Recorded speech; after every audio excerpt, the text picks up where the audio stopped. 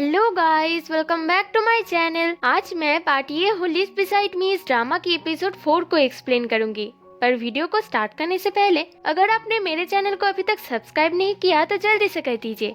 और अगर आपको ये वीडियो पसंद आता है तो प्लीज इसे लाइक करके मुझे कमेंट करके जरूर बताना कि आप सबको कैसी लगी। तो चलिए एक्सप्लेनेशन स्टार्ट करते हैं। शुआन ने प्रॉमिस किया था कि वो झेनान को आज हॉस्पिटल लेकर जाएगी, पर ट्रैफिक की वजह से शुआन वहाँ पर लेट से पहुँचती है, इसलिए वो झेनान से माफी मांग रही थी। पर झेनान उससे एक भी बात नहीं करता क्योंकि वो उस पर गुस्सा था। वो दोनों जब एलिवेटर पर चढ़ते हैं तब अचानक एलिवेटर हिलने लगता है और दोनों ही डर के मारे दीवार के साथ चिपक जाते हैं। एलिवेटर ठीक होने के बाद झेनान फिर से एटीट्यूड लेकर खड़ा हो जाता है। तभी अचानक एलिवेटर का लाइट चला जाता है। इससे झेनान इतना ज्यादा डर जाता है कि वो शुआन के पैरों को कस के पकड़ लेता है। शुआन उसे संभालती है पर झेनान डर के मारे चिल्ला रहा था। लाइट वापस आने के बाद वो किसी तरह वहाँ से बाहर निकलता है, जिसे देखकर शुआन बहुत ही जोरों जोरों से हंसने लगती है। शुआन उसका बहुत ज्यादा मजाक बनाती है कि वो हाइट में ही बड़ा हो गया है, पर वो तो अभी भी बच्चों की तरह डरता है।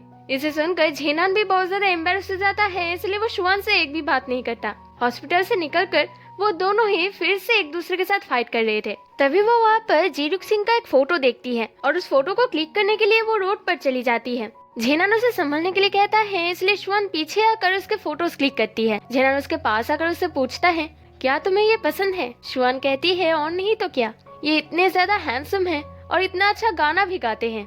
तब झेनान उसे कहता है, अगर तुम मुझे रिक्वेस्ट करोगी तो मैं तुम्हें इसका ऑटोग्राफ दिला सकता हूँ। शुआन हंसकर कहती है, तुम्हें क्या लगता है मुझे तुम्हारी जरूरत है? जीरुक सिंह बहुत जल्द बिनशर्म मिल्क टी का एडवर्टाइजमेंट करने वाला है। उसे बिनशर्म मिल्क टी एडवर्टाइजमेंट के ऊपर हमारा कंपनी काम कर रहा है, इसलिए अगर तुम रिक्वेस्ट करोगे तो मैं तुम्हारे लिए ग्रुप फोटो अरेंज कर सकती हूँ। झेनान कहता है, उसकी कोई जरूरत नहीं है, मुझे तो जीरुक सिंह पर दया आ रहा है क्योंकि उसे तुम्हारे साथ कोऑपरेट करना होगा।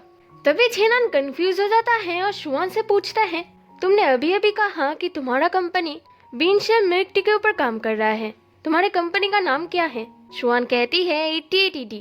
इसे सुनकर झेनान के आंख बड़े बड़े हो गए थे। अगले दिन बहुत देर तक शुआन सो रही थी, इसलिए उसे टाइम का पता ही नहीं चलता। तभी उसे चीफली कॉल करती है, इसलिए वो टेबल के नीचे जाकर उसके फोन रिसीव करती है। उसे 9 बजे वहाँ पर पहुँचना था, पर अभी तो 10 बज रहे थे, इसलिए वो जल्दी जल्दी से ऑफिस जाने के लिए निकल जाती है। तभी उसकी एक स्कूटर के साथ टक्कर लग जाती है। वो डिलीवरी बॉय उसके ऊपर बहुत ज्यादा चिल्लाता है क्योंकि उसके वजह से उसका सारा फूड खराब हो गया था। वो शुआन से उसके पैसे मांगता है। शुआन पैसे देने से थोड़ी सी हिचकिचाती है, पर वो उसे पैसे दे देती है। तभी वहाँ पर झेनान आ जाता है और वो पैसे वापस ले लेता है। वो उस डिलीवरी बॉय से कहता है, मुझे पता है तुम स्पीड से गाड़ी चला रहे थे। झेनान उसके साथ झगड़ा करने लगता है। वो डिलीवरी बॉय थोड़ा सा नर्वस हो जाता है क्योंकि वो सच में ही स्पीड से गाड़ी चला रहा था। इसमें शुआन की कोई गलती नहीं है, इसलिए वो इस बात को जाने देता है। पर झेनान तो इतनी जल्दी इसे जाने नहीं देने वाला था। वो शुआन की चोट को देखता है और इस डिलीवरी बॉय पर फिर से चिल्लाने लगता है क्योंकि वैसे ही तो वो स्पीड से गाड़ी चला रहा था और ऊपर से उसकी वजह से शुआन को चोट भी लग गया है।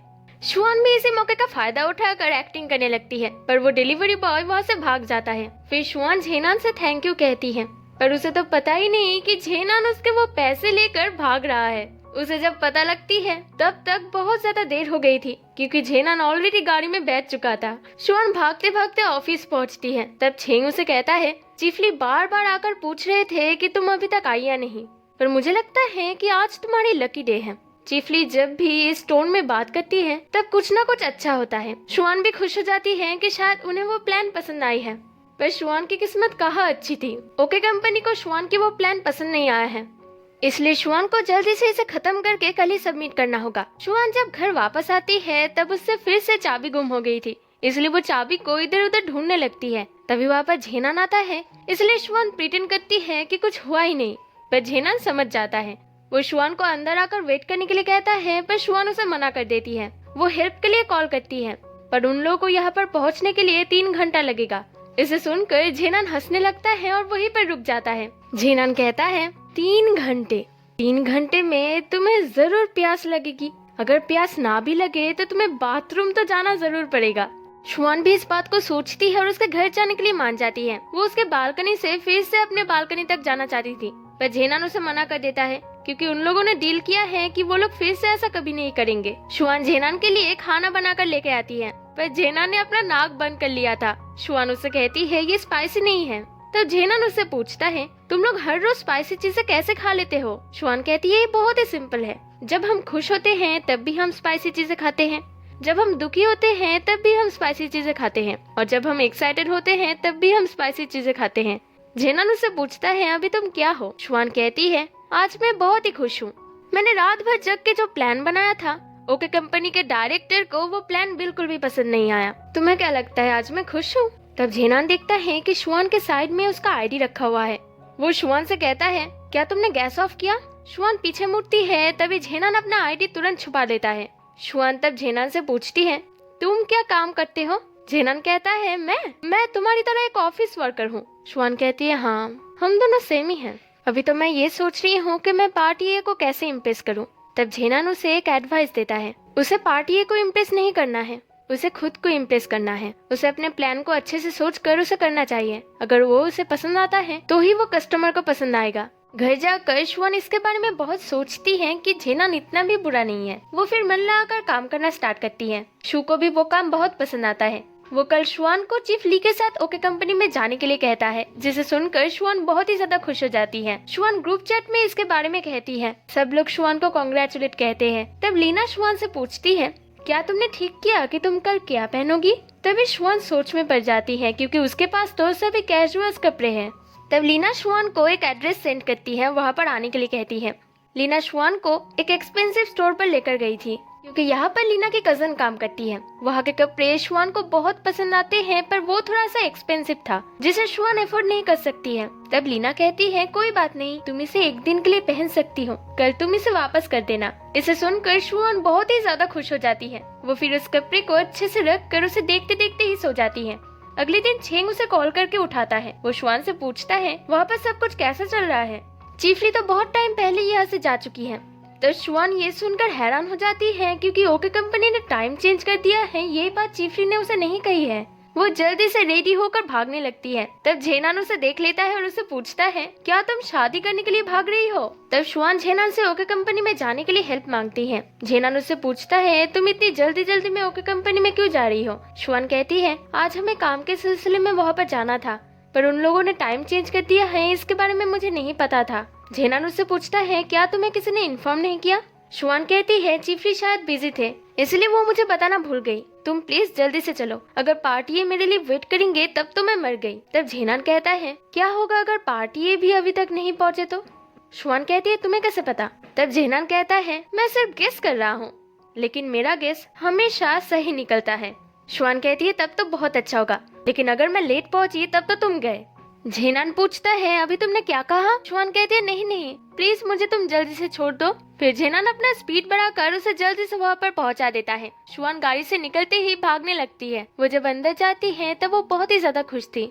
काउंटर में बैठी एक लड़की की मदद से वो कॉन्फ्रेंस रूम तक जाती है। वहाँ पर जाते ही वो लेट आने के लिए चीफली से माफी मांगती है। तब चीफली कहता है शायद मिस्टर शू ने तुम्हें बताया नहीं है, मैं ये प्रपोजल अकेले करूंगी। तब शुआन देखती है इस प्रोजेक्ट पर चीफली की नाम लिखी हुई है, जिसे देखकर वो बहुत ही ज्यादा दुखी हो जाती है।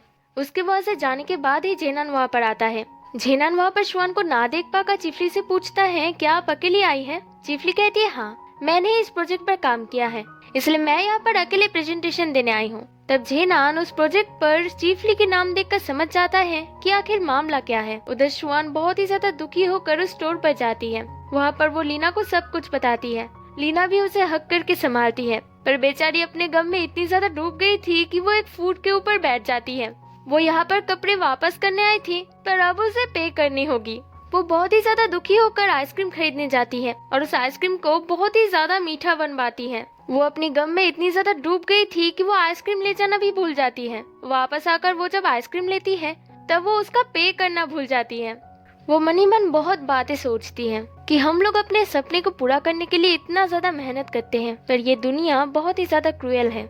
हम लोग जितना मेहनत करते हैं उतना लक हमारा साथ नहीं देता। वो एक जगह जाकर बैठ जाती है। बहुत देर बैठने के बाद धक्का लगने की वजह से उसके हाथ से आइसक्रीम गिर जाती है। वो उसे उठाने की कोशिश करती है, पर गिव अप करके वो रोने लगती है। वो बहुत ज्यादा रोती है। तभी वहाँ पर जेनान आता है। उसे देखकर वो और भी ज्यादा रोने लगती है। जेनान स्पाइसी फूड ऑर्डर देता है। तब शुआन उससे पूछती है, तुम्हें तो स्पाइसी चीजें पसंद नहीं है। तब जेनान कहता है, पर मुझे किसी ने कहा था कि जब भी खुश होते हैं तब स्पाइसी चीजें खाना चाहिए, जब भी दुखी होते हैं तब भी स्पाइसी चीजें खाना चाहिए। इसे सुनकर शुआन स्माइल देती है। शुआन कहती है, मुझे पता है मैंने उसे बार बार किया, मैंने दिन रात मेहनत करके उसे बनाया, पर आखिर में वो मेरा ही नहीं था। जेनान कहता है, इतना मत सोचो, तुम्हें पता है ना कि वो तुम्हारा क्यों नहीं है।